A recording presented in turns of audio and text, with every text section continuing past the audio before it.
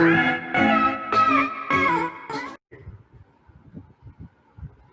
what is the meaning of electrostatics? Electrostatic is the branch of physics which deals with the study of charge at rest. जब एक charge particle rest में होगा तभी उसका पास में क्या होगा, इलेक्ट्रिक फील्ड क्रिएट करेगा।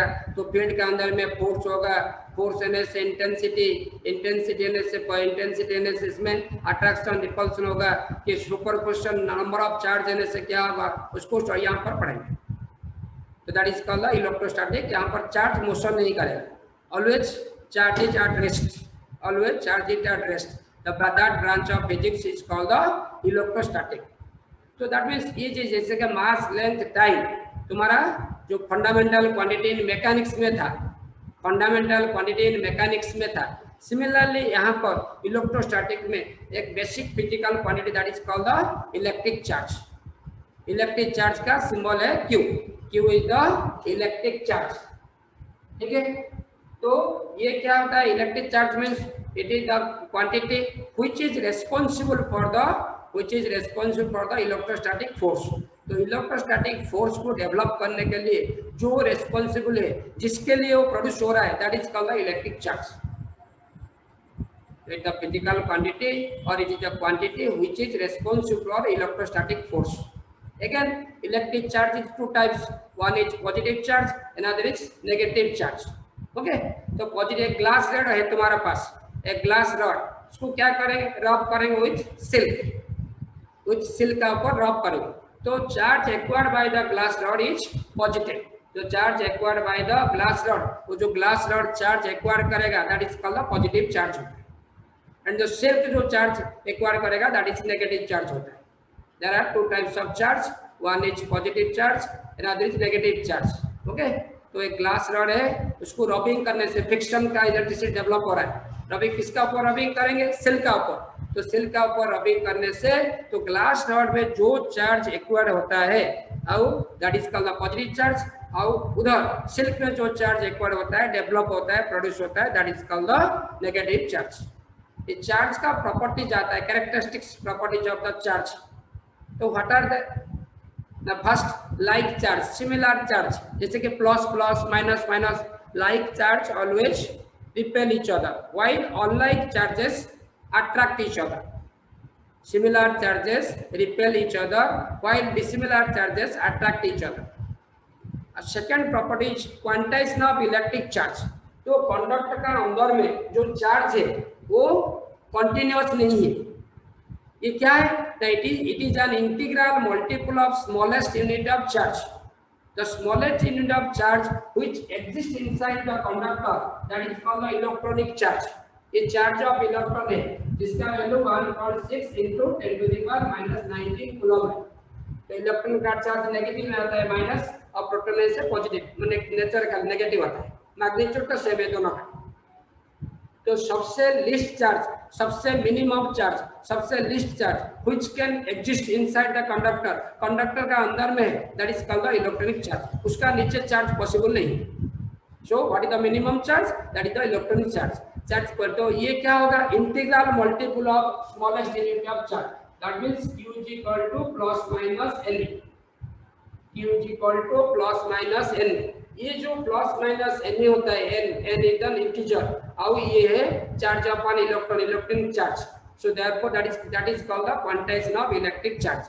Quantization of electric charge means charge carried by a body is not continuous, कभी कंटीन्यूअस नहीं होता है। It is an integral multiple of smallest unit of charge which can exist inside the conductor, that is q is equal to plus minus n. n is an integer and is the charge of an electron, charge upon electron, electronic charge, इसका value हमेशा magnitude 6 into 10⁻⁻19 coulomb होता है। Okay, इसका बाद है conservation of charge. Conservation, next properties है conservation of charge, electric charge. Okay, in an isolated system, total charge always remains constant. Total charge always remains constant, हमेशा constant होगा total charge। जैसे कि फॉर एग्जांपल तुम्हारे पास है क्या है, uranium 92 to 238 है।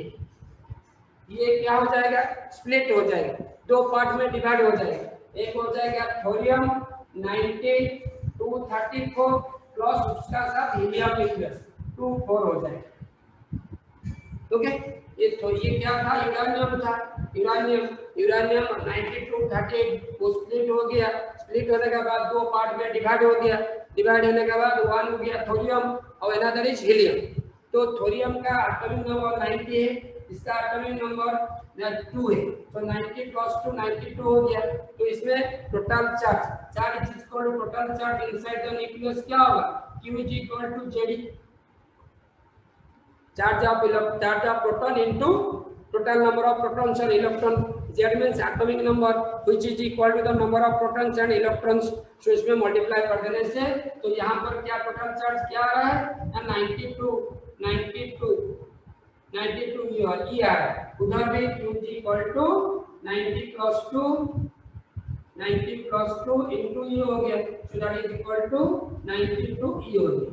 So दोनों साइड में चार्ज का वैल्यू सेम है, so therefore it is called the conservation of charge.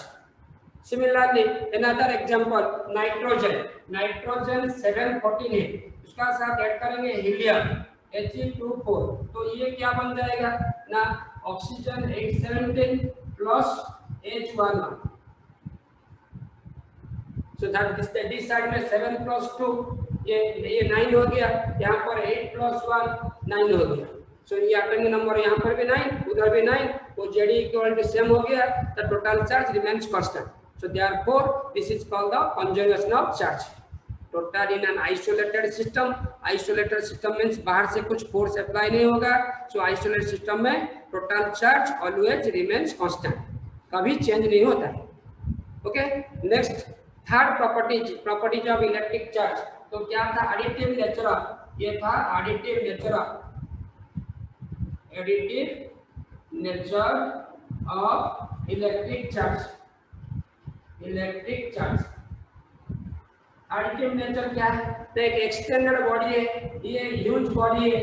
Okay, ये ह्यूज बॉडी का अंदर में यहाँ पर एक चार्ज है, यहाँ पर एक चार्ज है, ये पॉजिटिव चार्ज है, ये नेगेटिव चार्ज है, यहाँ पर एक पॉजिटिव चार्ज है, यहाँ पर एक नेगेटिव चार्ज है, उधर एक पॉजिटिव चार्ज है। इसे so many charges are located different nature में चार्ज है, और so many charges are located at different places. So total charge in extended body is equal to the algebraic sum of positive and negative charges located at the different position or point. तो different position में जो charge है उसको add कर देंगे, algebraic add कर देंगे, plus minus जो होगा लास्ट में रिजल्ट जो आएगा that is the total charge. So therefore it is called the additive nature of charge. Algebraic summation होता है, अरिथमेटिकली ऐड होता है, क्यों होता है बताएंगे, बाद में बताएंगे। नेक्स्ट इज तुम्हारा invariance of electric charge. Next one is invariance of electric charge. Next one is invariance of electric charge।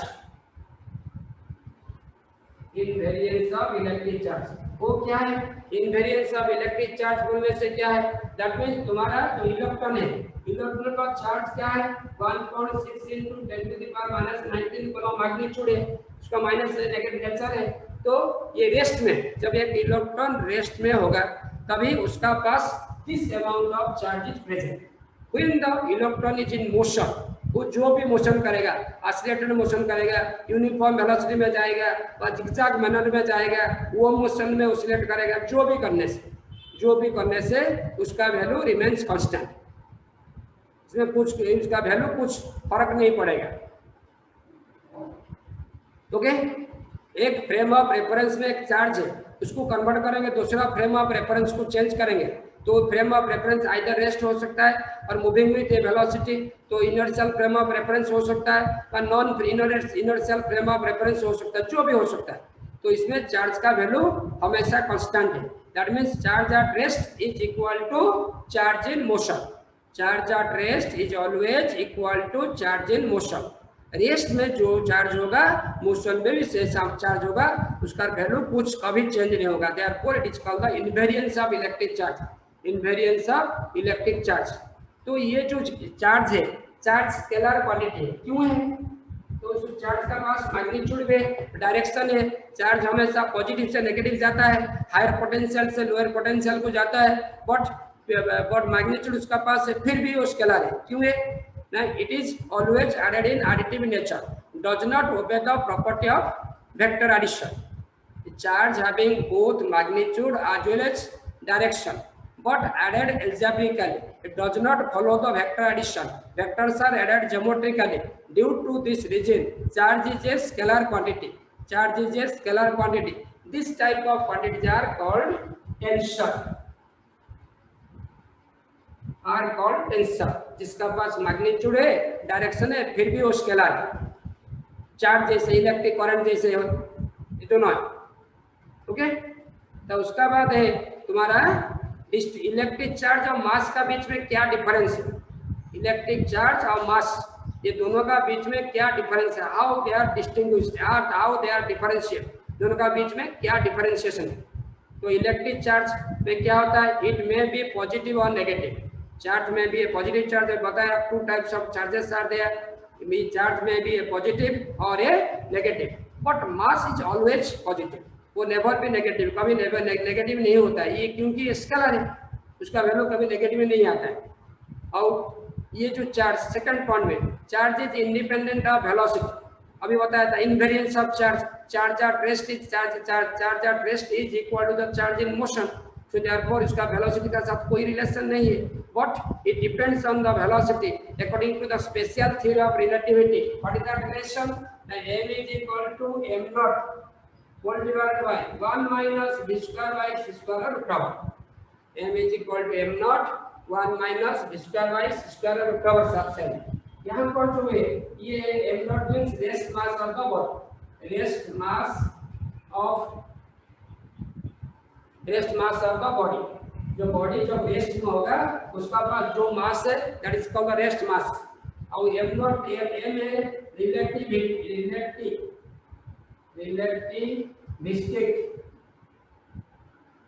Mass of body. जब ये जो बॉडी मोशन करेगा, जब बॉडी मोशन करेगा तभी क्या होता है, जब बॉडी एक मोशन करेगा उसका पास जो मास है वो मास है relativistic. Special theory of relativity में एक दो थ्योरी है, एक क्लासिकल मैकेनिक्स है और ये स्पेशल थ्योरी ऑफ रिलेटिविटी है। क्लासिकल मैकेनिक्स में मास चेंज नहीं होता है, क्लासिकल मैकेनिक्स में मास रिमेन्स कांस्टेंट, बट ये स्पेशल थ्योरी ऑफ रिलेटिविटी में ये चेंज हो रहा है। और ये जो टर्म भी है वेलोसिटी ऑफ द बॉडी, और जो फ्रेम में मोशन कर रहा है उसका वेलोसिटी ऑफ बॉडी। और vc तो मालूम है, c is the mass of the velocity of the light in vacuum, c is equal to velocity of light in vacuum, जिसका वैल्यू हमेशा कांस्टेंट है, is equal to 3 × 10⁸ metre per second. ये जो theory है, ये theory according to this theory the special of theory of relativity, तो according to this theory में क्या हो रहा है ना, मास चेंज हो रहा है, the mass is variable but charge is not variable, mass is depend upon the velocity, velocity के ऊपर डिपेंड कर रहा है। ओके, तो यहाँ पर उधर क्या जो बताया था अभी, चार्ज का प्रॉपर्टी इनवेरिएंस ऑफ चार्ज, तो चार्ज हमेशा मोशन में जो होगा रेस्ट में उसका वैल्यू सेम होगा, बट यहाँ पर वेलोसिटी के साथ डिपेंड कर रहा है, ये रिलेशन से वेलोसिटी के साथ डिपेंड कर रहा है। तो it is quantized, which is quantized, charge is quantized, जो बताया था जो q is equal to plus minus ne। तो charge carried by a body is not continuous, ये कंटीन्यूअस नहीं है, ये इंटीग्रल मल्टीपल है, स्मॉलेस्ट यूनिट ऑफ चार्ज, तो ये इट इज नॉट क्वांटाइज्ड, ये क्वांटाइज्ड नहीं होता है, mass is not quantized, never be quantized. और इट इज कंजर्व्ड, जैसे कि एनर्जी कंजर्व होता है, मोमेंटम कंजर्व होता है, similarly charge is conserved before collision, after collision, before product total charge in product is equal to total charge in reactant, दोनों side में same होता है। It is not conserved, it is because it is converted into energy, क्योंकि उसको energy में convert हो सकता है। Mass according to Einstein mass energy relationship, according to Einstein mass energy relationship is equal to mc square, is equal to mc square। okay, is equal to mc square. तो तुम्हारे पास n ग्राम का मास है तो उसको convert करने के लिए तो इसको ऐसे कन्वर्ट कर वो एनर्जी में कन्वर्ट हो सकता है। It can be converted into energy using this relation.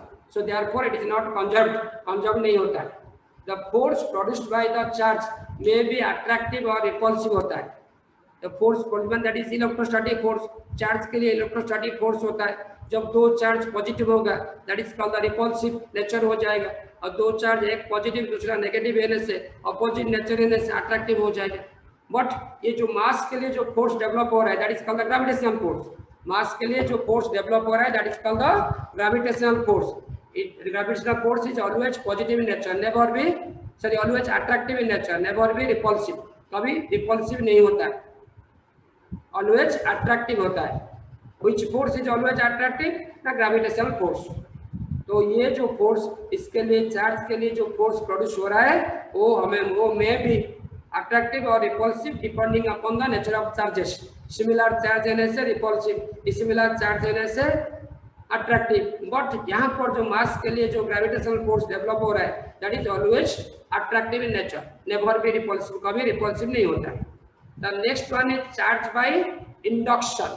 Induction करेंगे, अब कंडक्शन है एक इंडक्शन है।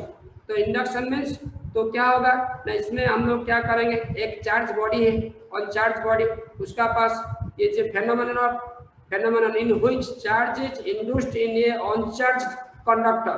Charge is induced in a uncharged conductor by placing a charged conductor near it without actual contact between them, without actual contact between them। So this is called the charge by induction। जैसे कि यहाँ पर तुम्हारा ये uncharged body था conductor उसका पास कुछ charge नहीं वही था। अभी उसका पास हम लोग के लिए क्या किए, पॉजिटिव चार्ज कंडक्टर लिए, ये कंडक्टर लिए ये पॉजिटिव चार्ज।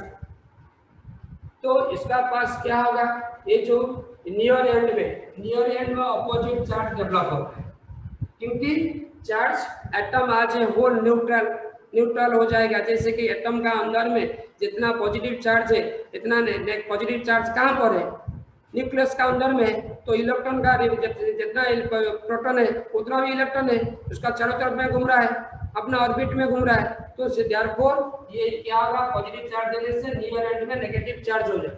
इसके लिए यहाँ पर फार इसको भी न्यूट्रलाइज करने के लिए फार एंड में पॉजिटिव चार्ज हो जाएगा,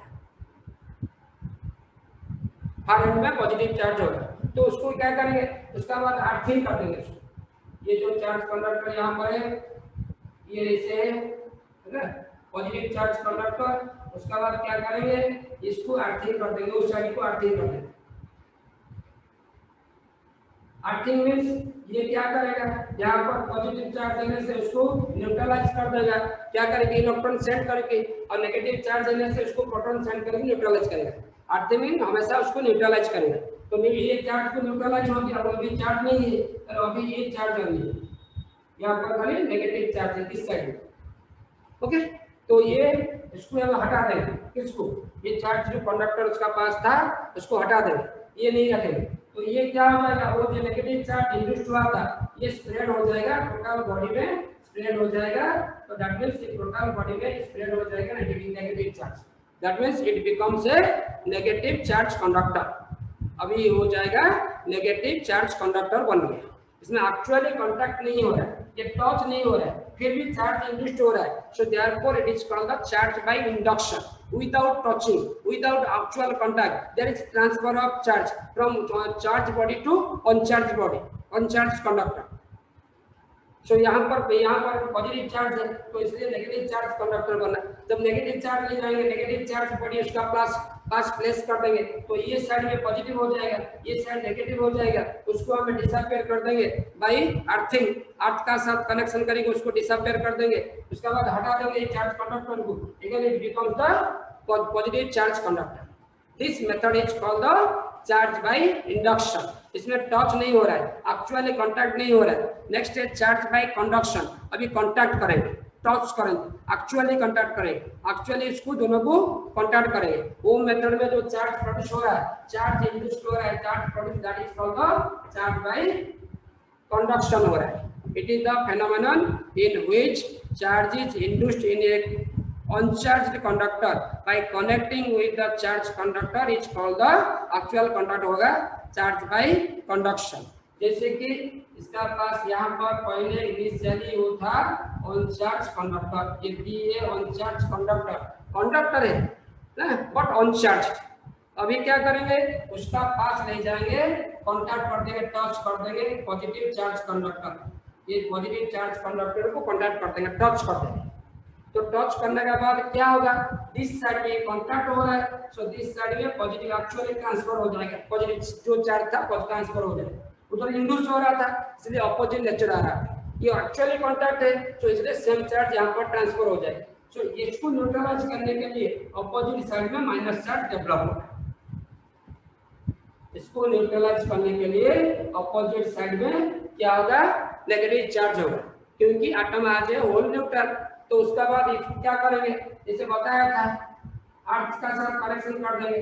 तो अर्थ का साथ कनेक्शन करने से यहाँ पर जो चार्ज था इस साइड में, जिसको जो साइड को अर्थ का साथ कनेक्शन किए ये अगर जो चार्ज था वो डिसअपियर हो जाएगा, कुछ ना चार्ज नहीं बचेगा. तो ये यहाँ पर पॉजिटिव चार्ज है, यहाँ पर कांटेक्ट है, ये चार्ज कंडक्टर, ये ए कंडक्टर है, ये पॉजिटिव चार्ज कंडक्टर, ये कांटेक्ट है. अभी क्या करेंगे, उसको हटा देंगे. किसको, ये को इसको हटा देंगे, ए को जो कांटेक्ट कर रहा है उसको हटा देंगे, टच कर रहा है उसको हटा देंगे. अभी ये इसका अंदर में कौन सा चार्ज था, पॉजिटिव चार्ज था, तो ये कंडक्टर है तो इसलिए इसको डिस्ट्रीब्यूट कर देगा थ्रू आउट द कंडक्टर, ये इसको डिस्ट्रीब्यूट कर देगा. तो ये पॉजिटिव चार्ज कंडक्टर बन गया. क्या था, अनचार्ज कंडक्टर था, अभी पॉजिटिव चार्ज कंडक्टर बन गया. तो कैसे बना, तो क्या करने से बना ना, उसको ये चार्ज कंडक्टर का साथ उसको कांटेक्ट किया, उसका साथ कनेक्ट कर दिया, फिर भी वो इसे चार्ज कंडक्टर में पॉजिटिव चार्ज कंडक्टर में बन गया. So therefore it is called the charge by conduction. That means actual contact में चार्ज ट्रांसफर हो रहा है. With actual contact on charge is transferred to one body charge conductor to uncharged conductor. So that is called the charge by conduction. So यहाँ पर क्यों ऐसे मालूम है, ये जो एक्चुअली कांटेक्ट हो रहा है इसका चार्ज कल ट्रांसफर हो जाएगा. ओके, नेक्स्ट उसके बाद है जो फ्रिक्शनल इलेक्ट्रिसिटी और स्टैटिक इलेक्ट्रिसिटी. तो यह क्या करेंगे ना, electricity is produced due to the friction is called the frictional electricity. जो इलेक्ट्रिसिटी डेवलप हो रहा है ड्यू टू फ्रिक्शन के लिए डेवलप हो रहा है, that is called the frictional electricity. इसमें जो फ्रिक्शन के लिए इलेक्ट्रॉन प्रोटॉन चार्ज पार्टिकल आ रहा है, when they do not move, कुछ मूव नहीं करेंगे, मोशन नहीं करेंगे, so therefore that is called the static frictional electricity. Since the charge particles produced by the friction do not move, so therefore they are called the static frictional electricity. They are called the static frictional electricity. इसमें जो बताया था जैसे कि glass rubber अभी बताया था, silk उसका साथ चार्ज रब करने से कौन which will be positive which will be negative. इसमें जो पेयर है तो पेयर है, इससे पॉजिटिव होगा, व्हिच विल बी नेगेटिव. इसमें पेयर्स है, इसको याद करना पड़ेगा, शॉर्ट क्वेश्चन आता है. पेयर्स यहाँ पर है पॉजिटिव चार्ज,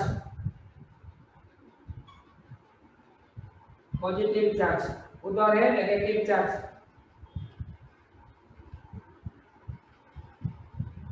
चार्ज, ओके. सो ये पेयर में ही था glass rod, first one is glass rod, silk.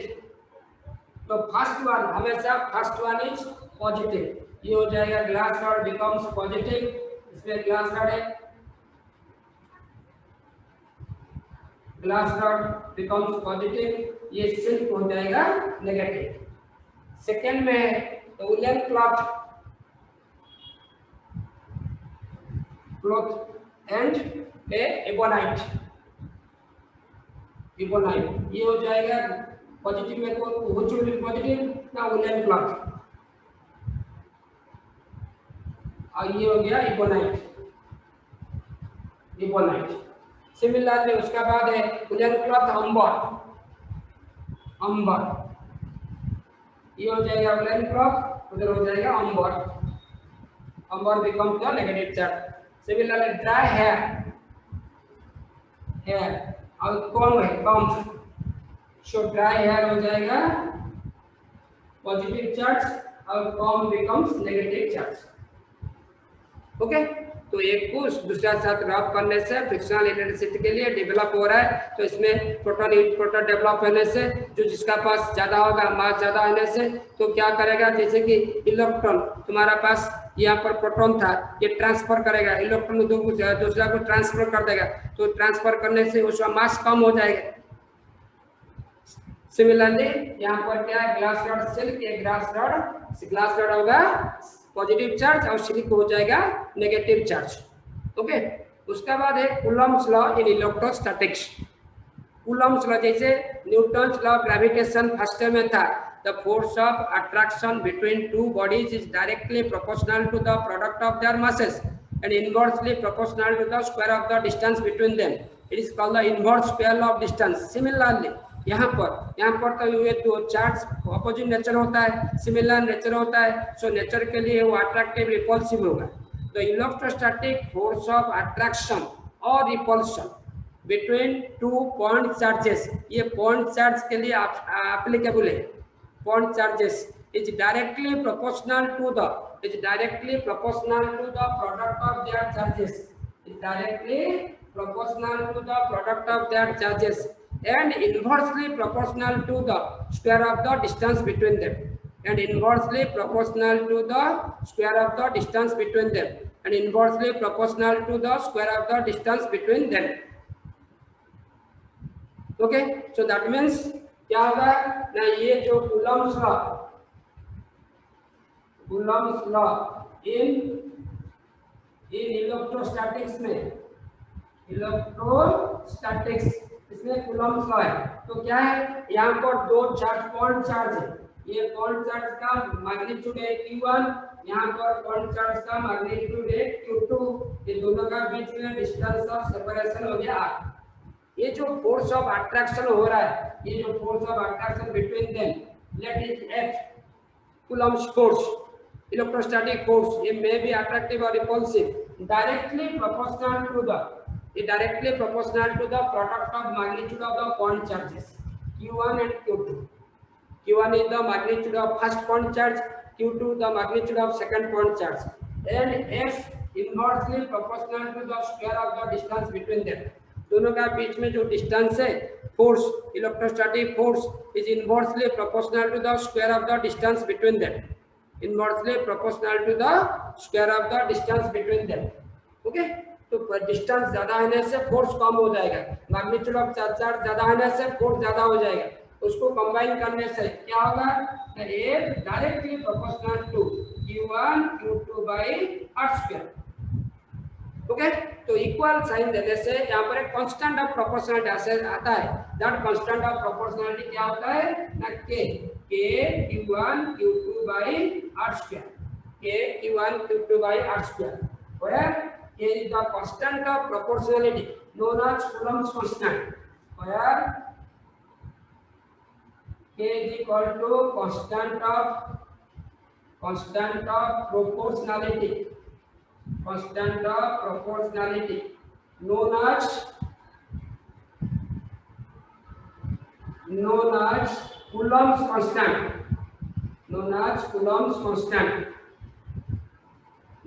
Coulomb's constant, okay, which depends upon two factors। ये जो Coulomb's constant है, ये depends upon two factors, है ना, which is depends upon two factors। One is nature of the medium in between two charges, जो दोनों charge है Q1 Q2, उसका बीच में, उसका in between them there is medium, air होगा, dielectric paper, mica, quartz, porcelain, ऐसे सब medium होता है, उसका ऊपर डिपेंड करता है। नंबर टू में क्या है ना, system of units selected, system of units selected और चूजेड। जो सिस्टम जैसे कि एसआई सिस्टम में जो वैल्यू हो जाएगा, सीजीएस में उसका वैल्यू नहीं होगा, वेरिएबल हो जाएगा, चेंज हो जाएगा, वेरी करेगा। ओके, इस सिस्टम का ऊपर डिपेंड करता है और नेचर ऑफ द मीडियम का ऊपर डिपेंड करता है जो constant of proportionality which is coming in Coulomb's law. Coulomb's law का स्केलर फॉर्म क्या है ना, F is equal to K Q1 Q2 by R square। okay, F is equal to K Q1 Q2 by R square is a constant depend upon the two factors nature of the medium and system of unit selected। वो जो value है एक K का value Coulomb's constant का value कैसे निकालेंगे, उसका value of K, value of K in SI system, in SI system, in SI system में उसका वैल्यू क्या होता है ना, K is equal to 1 by 4 pi epsilon। This is called the epsilon, this symbol read as epsilon, epsilon. Okay, तो what is epsilon? Epsilon is equal to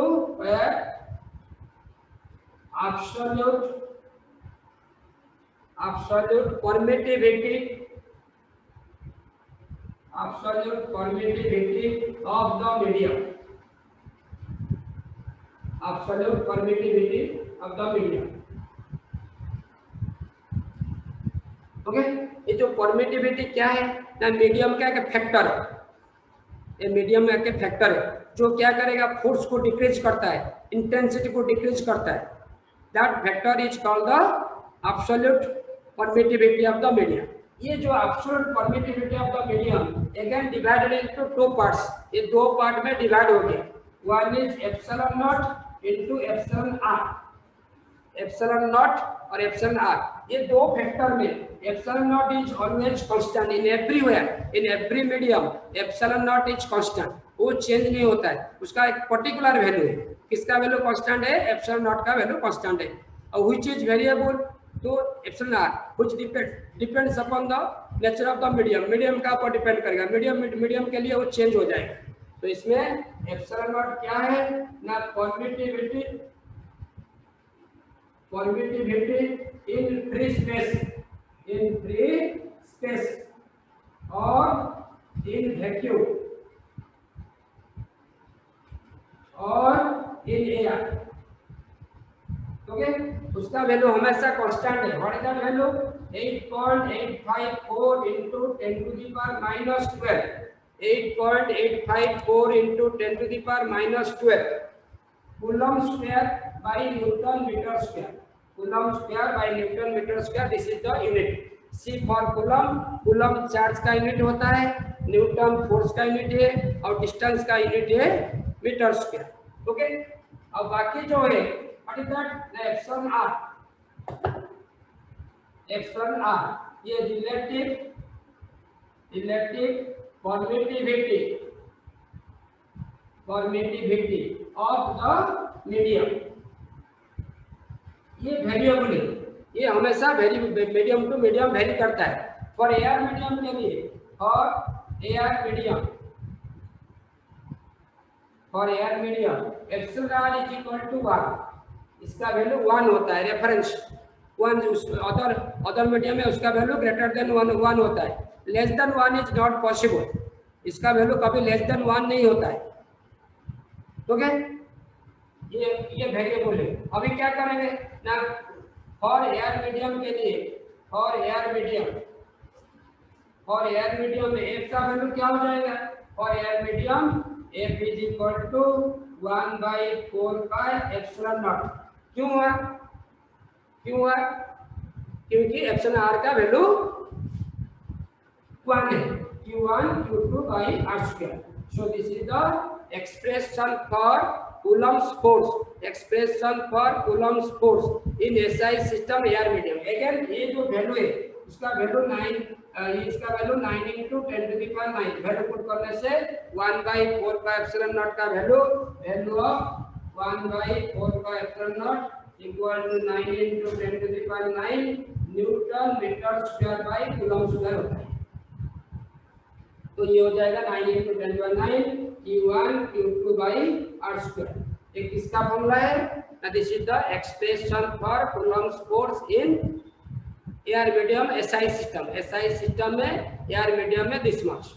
for other medium except air, जब एयर नहीं है, दूसरा medium है, dielectric medium है, तभी क्या होगा ना F equal to 1/4 pi epsilon होगा Q1 Q2 by R square और equal to 1/4 pi epsilon not into epsilon R Q1 Q2 by R square हो जाएगा और उसका वैल्यू 1/4 पाई एप्सिलॉन नॉट का यदि वैल्यू पुट करेंगे तो ये हो जाएगा 9 into 10 to the power 9 नीचे है 9 into 10 to the power 9 नीचे और क्या है epsilon r q1 q2 by r square and that means a force epsilon r का साथ क्या रिलेशन है epsilon r means relative permittivity of the medium उसका साथ क्या रिलेशन है इनवर्स रिलेशन है इनवर्स दैट मींस जो एयर में ज्यादा फोर्स होता है दूसरा मीडियम में भी बताया